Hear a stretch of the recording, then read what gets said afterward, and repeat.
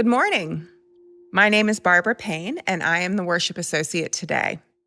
Welcome to the Unitarian Universalist Church of the North Hills.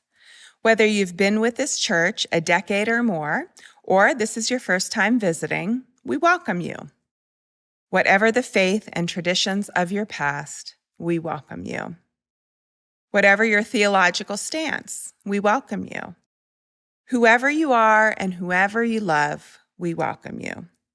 Whoever you are, whatever your journey has been, we welcome you. Newcomers and guests are always welcome to participate in any of our church activities. If you'd like more information about our church or Unitarian Universalism, please talk to our minister, Reverend Jane Thixton. You can find her contact information on our website. Be sure to join us for a coffee hour following the service. The Zoom link will be posted in the YouTube chat at the end of the service. We will be breaking into small groups for better conversation. For anyone new who is interested, we can have a virtual Meet the Church session after a Sunday service where you can meet others and learn about Unitarian Universalism. If you are interested, let us know by emailing the office, and we will schedule a session when we have 3 or 4 people signed up. Again, welcome to the Unitarian Universalist Church of the North Hills. It is good to be together, even virtually.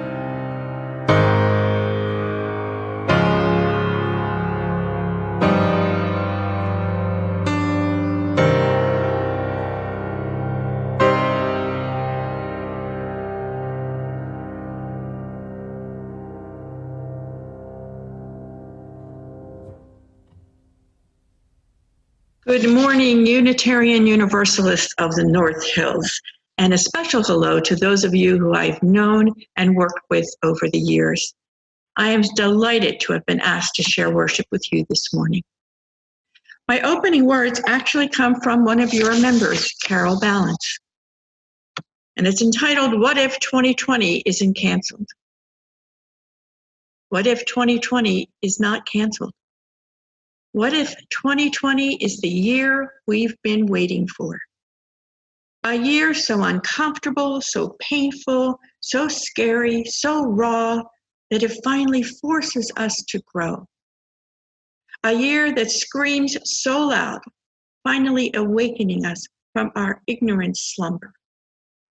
A year we finally accept the need for change. Declare change, work for change, become the change. A year we finally band together instead of pushing each other apart. 2020 isn't canceled, my friends, but rather the most important year of them all. Come, let us worship together.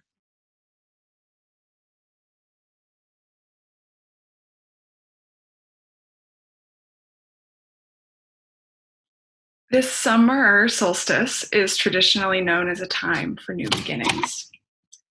And we are in a vibrant moment full of great potential around racial justice in this country, whether we are only just waking up to the truth of white supremacy and its negative impact, or committing ourselves more fully to the fight for freedom. And in fact, in this moment also, we have an opportunity for renewal in learning and through knowledge, and that knowledge that is powerful. And this book for our Time for All Ages today is called Not My Idea, a book about whiteness. And at the end of the book, it reminds us that innocence is overrated and that knowledge is power. I want to begin by saying two things. One, that this book is for white kids who want to work for justice and be anti-racist. So that means it's for us. It's for white adults, white parents, white families, white communities. Disrupting white supremacy is our job as white people. And one of the ways we get to do that is in what we tell the young white people looking to us for guidance in how to live and in what we demonstrate as we live our values. And then the other thing is this book it's really lovely, and it's done a little bit almost like a cartoon panels or a graphic novel. And so there's going to be some places where I'm going to let text that's on the page work more like an illustration and not actually read all of the words. And I think that will help us better follow the book. So Not My Idea, a book about whiteness.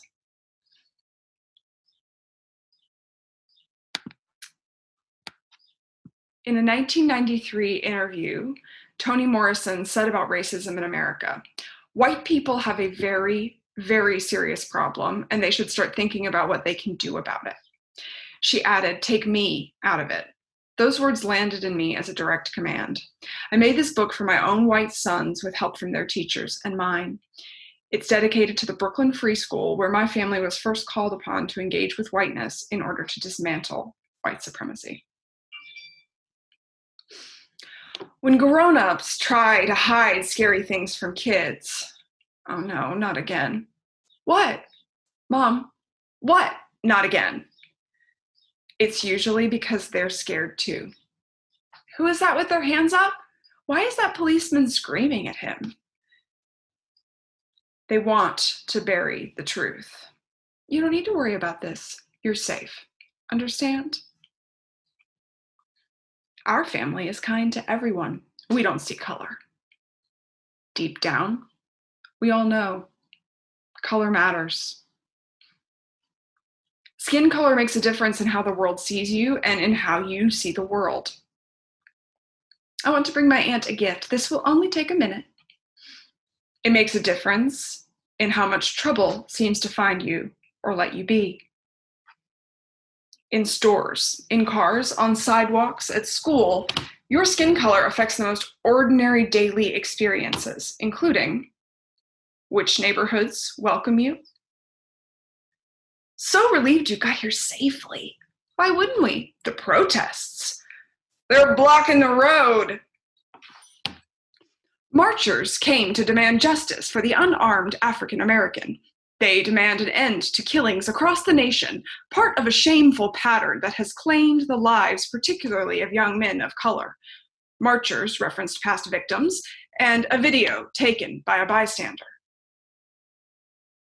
You may get the message that racism is happening only to Black and brown people. Racism is a white person's problem, and we are all caught up in it. I can't watch the news. That police officer was just doing his job. Mostly by refusing to look at it. Come away from the TV now. Look, I made your favorite. You can face this. Understanding the truth takes courage, especially a painful truth about your own people, your own family. Are you all right? Even people you love may behave in ways that show they think they are the good ones. Racism was not your idea. You don't need to defend it. you can bring your curiosity to learn about it and see that it's true. This book is called Our Shared History. In the United States of America, white people have committed outrageous crimes against Black people for 400 years. All along, every step of the way, people who love justice and love each other have been fighting back. Many white people did things they never should have done. Denied opportunity, denied housing, denied voting rights, exploited the love and labor of Black women. Many other white people failed to see the problem with this. These choices put wealth and power into white hands, homes, and neighborhoods. Some white people joined the leaders of Black liberation. Liberation equals love plus freedom. Angela Grimke and Sarah Grimke were abolitionist suffragist sisters. And those were white people that spoke up. And then here we have Julian Bond and members of the Student Nonviolent Coordinating Committee in 1963. Nina Simone in 1967. She's a singer about Black life and Black liberation. Nuns and fellow marchers on the Selma to Montgomery March in 1965. And there's John Lewis and fellow demonstrators kneeling in 1962, and Colin Kaepernick kneeling in 2017. Racism is still happening. It keeps changing and keeps being the same. And yet, just being here, alive in this moment, you have a chance to care about this, to connect. But connecting means opening, and opening sometimes feels like breaking. Mom, I don't feel good. Uh-oh, should I pull over? I need to know what's going on. What are you talking about? Why didn't anyone teach me real history? I do see color. I see yours, mine, and everybody's. You can't hide what's right in front of me. I know that what that police officer did was wrong. Go with your instincts on this one. Racial justice is possible. Okay, geez, you don't have to yell. But only if we're honest with each other and ourselves. I see a playground over there. Want to get some air? Yes. Your history's not all written yet. What do you want it to say? And that's the end of the book. There's a little more here at the that's sort of set aside as activities, but I think there's some really lovely things here. Want to know whose liberation you are fighting for? Your own. White supremacy has been lying to kids for centuries. White supremacy is pretend, but the consequences are real. Whiteness is a bad deal. It always was. And so this contract here says, contract binding you to whiteness. You get stolen land, stolen riches, and special favors. Whiteness gets to mess endlessly with the lives of your friends, neighbors, loved ones, and all fellow humans of color for the purpose of profit. And there below it says, you can sign your soul away to whiteness. But there's a caveat, little thing right here at the bottom, sort of the fine print. Land, riches, and favors may be revoked at any time for any reason. You can be white without signing on to whiteness. I think that's great and important to remember. And here's our last thing. Here's an example of a white woman who was trying not to sign on to whiteness completely, right? And look, she was born in 1914 and she died in 1957. So this is not new. You know, white people standing up to white supremacy and standing up for racial justice are not new. So Juliet Hampton Morgan was a white librarian who fought for racial justice in Montgomery, Alabama. When Juliet was riding the bus and the white driver would refuse to pick up a black bus rider, even after he collected their fare, Juliet would pull the emergency cord and raise HE double hockey sticks until the driver did his job. This was an act of love for herself and for the community to which she belonged. What she did is called disrupting white supremacy. And so we can grow justice inside ourselves like a bean sprout in a milk carton. If it dies, we plant it again and never stop planting justice. A strong internal sense of justice will not fail you, even when a lack of justice in the world does. And there we are, with innocence is overrated. Knowledge is power, so get some, grow wise, make history. Our opening hymn is There Is More Love Somewhere. It's 95 in the Gray Hymn Book, and the words will be on the screen.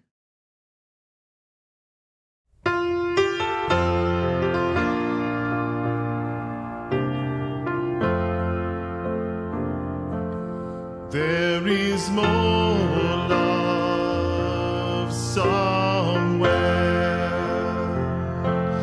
There is more love somewhere. I'm gonna keep on till I find it. There is more love somewhere. There is more hope somewhere. There is more hope somewhere. I'm gonna keep on till I find it. There is more hope somewhere. There is more peace somewhere. There is more peace somewhere. I'm gonna keep on till I find it. There is more peace somewhere. There is more joy somewhere. There is more joy somewhere. I'm gonna keep on till I find it. There is more joy somewhere.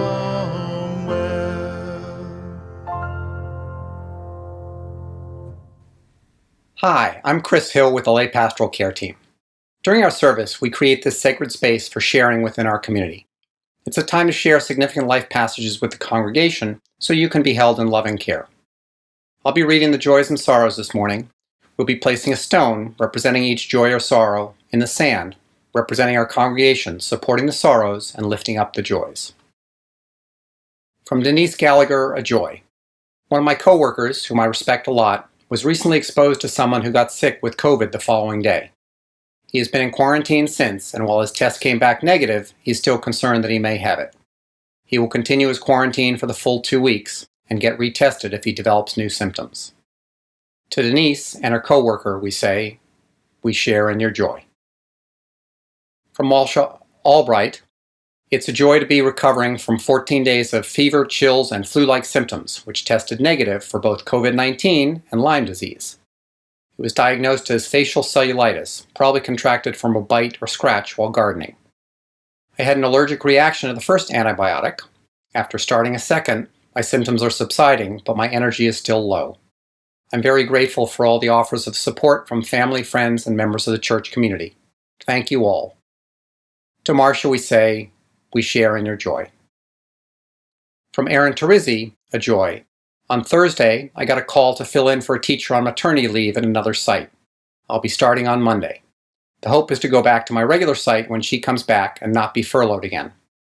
I'm very grateful for all the people who reached out to me over the last 3 weeks. To Aaron, we say, we share in your joy. We now place one more stone in the sand for all the joys and sorrows that exist in our hearts but remain unspoken today. We especially think of everyone suffering, directly or indirectly, from this COVID-19 pandemic. Please read with me the words appearing on the screen, understanding that here includes all those watching. Let us hold in our circle of caring each person here. Let us hold in our hearts those who are unable to be with us today. Let us hold in our memories those who have moved on. Let us find comfort in knowing that we are not alone.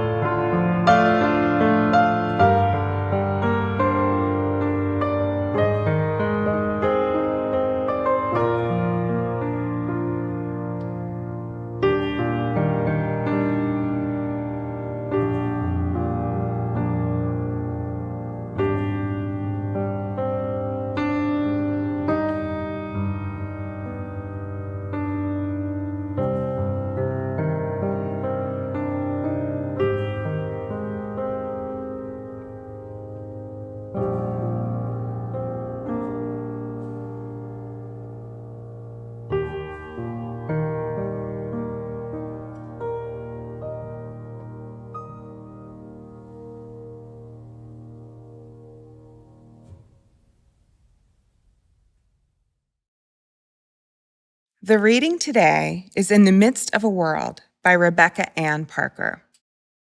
In the midst of a world, in the midst of a world, in the midst of a world marked by tragedy and beauty, there must be those who bear witness against unnecessary destruction and who, with faith, rise and lead in freedom with grace and power. There must be those who speak honestly and do not avoid seeing what must be seen of sorrow and outrage, of tenderness and wonder. There must be those whose grief troubles the water while their voices sing and speak refreshed worlds. There must be those whose exuberance rises with lovely energy that articulates earth's joys. There must be those who are restless for respectful and loving companionship among human beings, whose presence invites people to be themselves without fear. There must be those who gather with a congregation of remembrance and compassion, draw water from old wells, and walk the simple path of love for neighbor. And there must be communities of people who seek to do justice, love kindness, and walk humbly with God, who call on the strength of soul force to heal, transform, and bless life. There must be religious witness.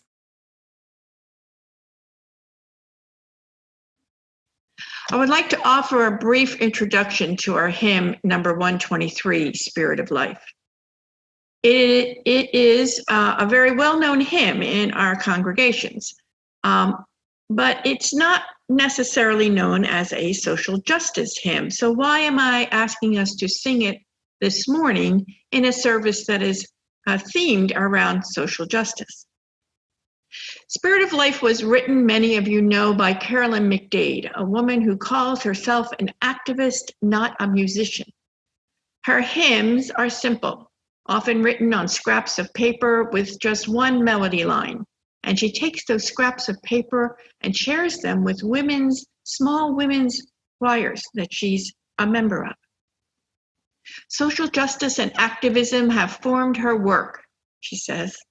As a young girl living through World War II, she writes, "The men were gone, the women were busy doing everything, and no one was paying attention to the children.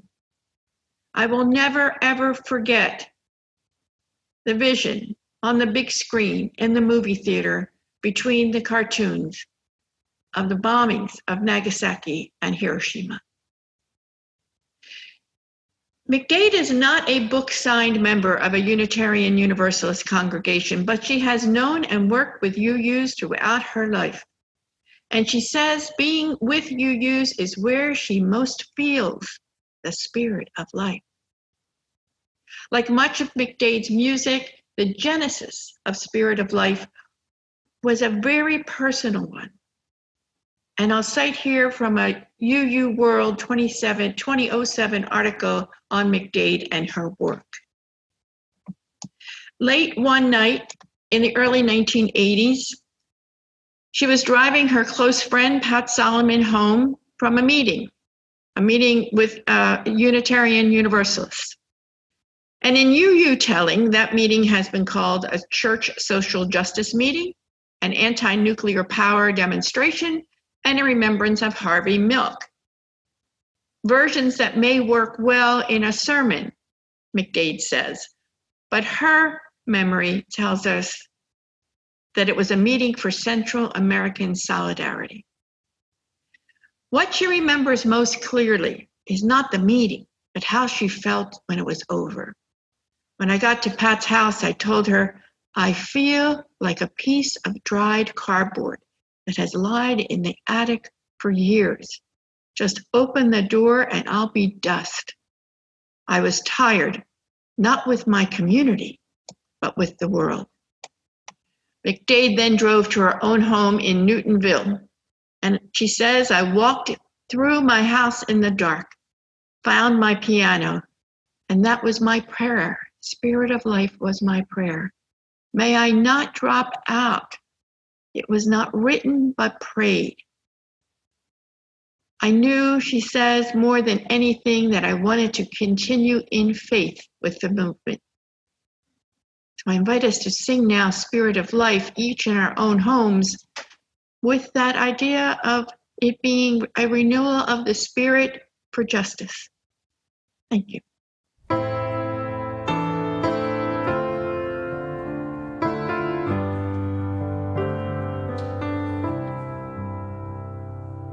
Spirits of life, come unto me. Sing in my heart all the stirrings of compassion. Blow in the wind, rise in the sea. Move in the hand, giving life the shape of justice. Roots hold me close, wings set me free. Spirit of life, come to me, come to me.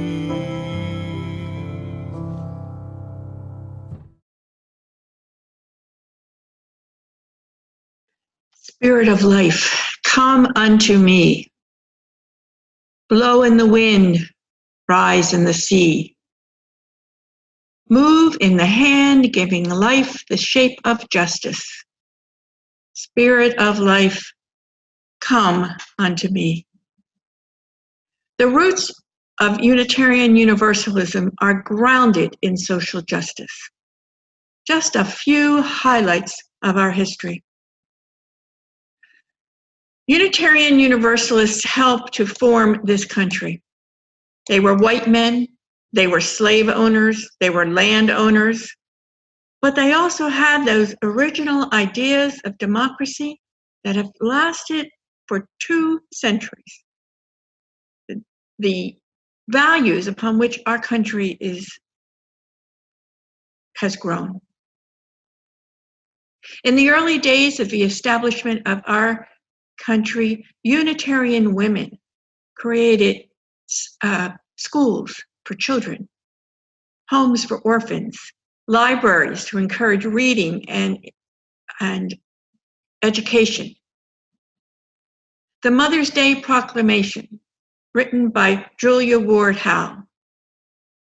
Rise thee, mothers of this day, Say firmly, our husbands shall not come to us reeking with carnage for caresses and applause. An early statement against war, a statement for a world of peace. Theodore Parker, with his gun under his pulpit, in case anyone wanted to try to stop him from allowing the Negro slaves of his day a seat in his sanctuary. The Unitarian Universalists, whose names we do not know or remember, many in Pennsylvania, who were part of the secret Underground Railroad. Olympia Brown, first ordained Universalist minister, who rode her cart and buggy into the wilderness, that would be Minnesota and Michigan, to bring the pioneers Universalist theology and also feminist views. Martha and Waitzel Sharp, who rescued thousands of Jewish children from Eastern Europe in the 1930s. The Unitarian Universalist Board that adjourned their meeting in Boston traveled to Selma, Alabama, joined hands and marched, holding hands with other marchers, with civil rights leaders in March of 1965. The Beacon Press and the publication of the Pentagon Papers are statements of conscience are adopted at our General Assemblies, even last week, that over the years have dealt with environmental justice, economic justice, and human rights. Our international justice arm, the UU Service Committee, and their work for women and children, against poverty and food sustainability around the world.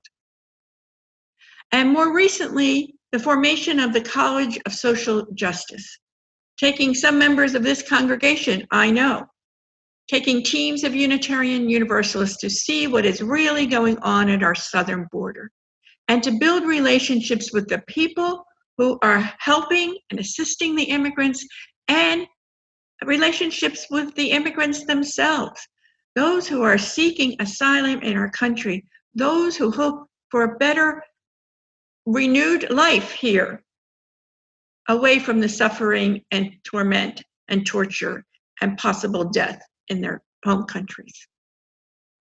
Our work around racism, our understanding of the racist roots in some of our own Unitarian Universalist system and in our country, right? Our belief that Black lives do matter. Our understanding that we side with love, the umbrella over which all of our justice efforts are couched, are held. There is so much injustice in the world, and there is so much work to do. Justice is a part of who we are as UUs. And it does sometimes get political, although I know we always are careful to stay within the boundaries of the IRS rules, right? But I don't know of any other religious group that has the word democracy in their creed, or in our case, in our principles. We are called to justice by the roots of our faith. I am old enough to know that I found Unitarian Universalism through this old relic called the Yellow Pages. This was before cell phones, young people, if you don't know what they were. I grew up as a Roman Catholic, and I knew I did not want to bring my children there. But where do I bring them? I asked myself. Who in this world has the values that match mine? And through the Yellow Pages, I found Unitarian Universalists. I crossed out Protestants, names that I knew, Methodist, Lutheran, right? And I was left with Seventh-day Adventists, the Friends Meeting, I like to talk too much for that, and Unitarian Universalists. That's what I was left with. So I find myself now committed to the most Protestant protesting Protestant religion in the United States of America. I needed something different, and I found it. A religion that lives by a set of principles, not commandments. A religion that allows me to bring my mind, my reasoning to church, as well as my body and my soul. A religion that does not stop protesting against the human wrongs in our world. And we protest amongst each other, right? We have different opinions, and we debate our different opinions. And around the issue of social justice, there are some strong opinions. There are people who think the only reason to be a Unitarian Universalist is to do justice. And then I hear people say often, I don't do social justice. I am here in this congregation, whichever one it is, for sanctuary, for community, for a safety net in the midst of this crazy world. And I'm here to tell you that it is not either or, that it is not even both and, but all. No, it is all of who we are. Our communities of safety and our justice work. I could not do the work that I do, which although my work has been somewhat halted, but I'm still working, but virtually. But walking the halls of our government capital in Harrisburg has been hard work. You see every day the corruption, the greed, the hierarchy of mistrust. And it's very difficult to live in. It really is. It really is. And yet I have to do it. I am called to do it. But I couldn't do it if I didn't have congregation sanctuaries to ground me on Sunday mornings. And I'm lucky enough now to be able to either preach or watch virtually different UU services across the state. I want to share a personal story. My youngest daughter, Jonna, turned 34 last November. And about 12 years ago, she called me on a Saturday morning and she said, "Mama, I'm in love." And I said, "Really? With whom?" She said, "Her name is Liz." It was, in essence, Jonna's coming out story. She had had casual sex with male friends, she tells me now, but it wasn't until that Friday night when she kissed a girl that she understood what all the making out and physical love was about. A few years later, on another Saturday morning, she called me again and she said, "Mama, did you know I was gay?" And I said, "Honey, how would I have known you were gay until you knew you were gay?" I'm not surprised, but I didn't know. And she said, "Well, why did you take me to all those rallies and marches and parades for LGBT justice?" And the answer came from within me. I said, "Because my faith called me and still calls me to do so." It was a defining moment for me. The answer did not, as I said, come from my head or even my heart, I don't think, but from some inner understanding of how Unitarian Universalist principles and values had become part of who I was and a part of what I am called to do in this world. Reverend Susan Frederick Gray, president of the UUA, reminds us repeatedly we live in precarious times. And she started saying this before this current administration, before COVID, and before the understanding of the systemic racism that we must really work to dismantle.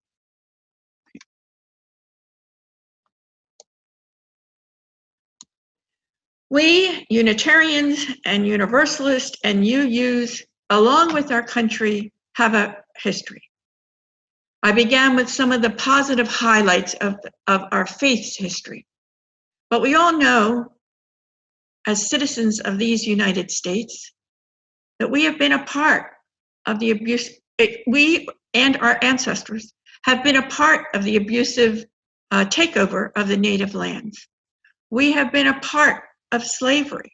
We have been a part of Jim Crow, segregation, and desegregation. Our leaders throughout these periods have often been misogynist, have often had strong religious and non-religious views that we agree and disagree with in parts. But it is part of who we are, and it is part of what we must do to create a more just and equitable world, to understand our past, to say we're sorry for it, and to build a better world. We need our faith. We need each other.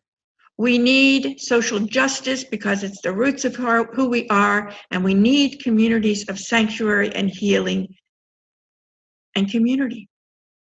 We need Sunday mornings. That's why you have 4 or 5 folks who are working so hard to allow me to come from Mount Pocono, PA, and preach to you on a Sunday morning in your sanctuary in Pittsburgh. And we need each other because in these times we cannot get discouraged and we cannot be silent. Nelson Mandela, a man who knows struggle and commitment, says, "I have walked that long road to freedom. I have tried not to falter. I have made missteps along the way. But I have discovered the secret that after climbing a great hill, one only finds that there are many more hills to climb. I have taken a moment to rest here, to steal a view of the glorious vistas that surround me, to look back on the distance I have come. But I can rest only a moment. For with freedom comes responsibility, and I dare not linger, for my long walk is not yet ended." I believe when I look at the future of Unitarian Universalism, it is our ability to create safe congregations and our commitment to justice that will grow our faith. I think our principles, our values of justice and peace and commitment to good are, if we let people know this is who we are and live up to what we say we are, people will want to be with us. Right? I understand that we must clothe the poor and feed the hungry and educate the children and turn hate into love in the streets and learn to play and pray together. But I also believe that we must change. We must change our systems, our religious systems, our government systems, our education systems, etc., etc., etc. As Susan Frederick Gray reminds us, this is no time for a casual faith. And UU Plan has adopted the slogan, "Democracy is not a spectator sport." Our Pennsylvania Unitarian Universalist State Advocacy Network is committed to justice. We are committed to work in each of our justice areas: criminal justice reform, economic justice, environmental justice, good government, gun violence protection, reproductive justice, as well as LGBTQ and immigration justice. There are so many ways for each of you to be involved. And this year, 2020, a year that has not been canceled, no matter your personal justice passion, I hope that we can all agree that voting must be our highest priority. I met with some of your social justice workers last month and will do so again this week. It is my hope that the North Hills congregation Like many other UU congregations across the state, we'll form a UU the Vote team. And we'll work to register and educate folk. And then in the fall to make sure individuals either get to the polls or that know how to mail in their ballot. As a Unitarian Universalist, you are called to be all that you can be. Build on our justice roots and work for the just possibilities we humans can create together. It is the work of our faith, the work of the future. Thank you.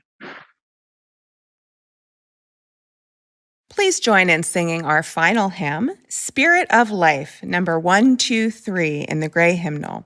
The words will be on the screen.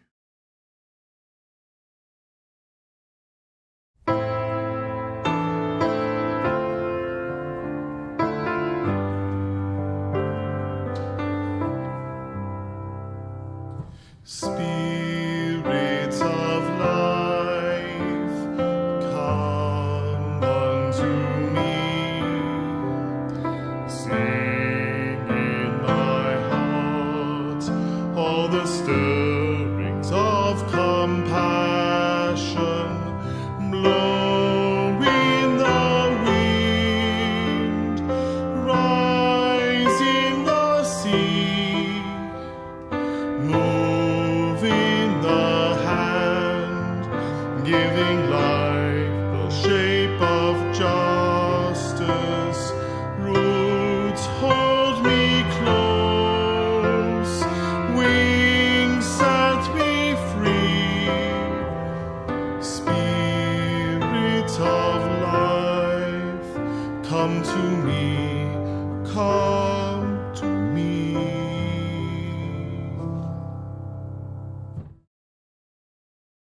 We know that our financial contributions to this congregation come from sacrifice and hard work.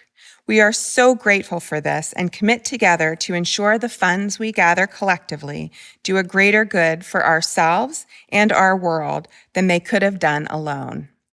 The morning offering will be taken by your going to the uucnh.org website, finding the link in the upper right-hand corner that says donate, and making a contribution equivalent to what you would be putting in the plate, or more. May we give today in love and in hope.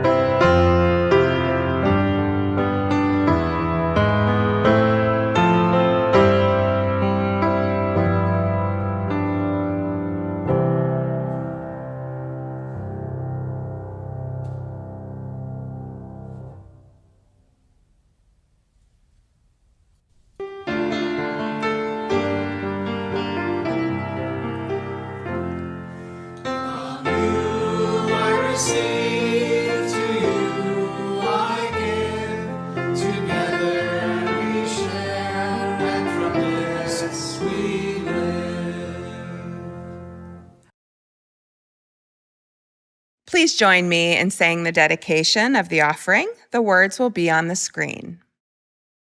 May these gifts and the work of our hands and hearts give power to all we stand for as a community of faith.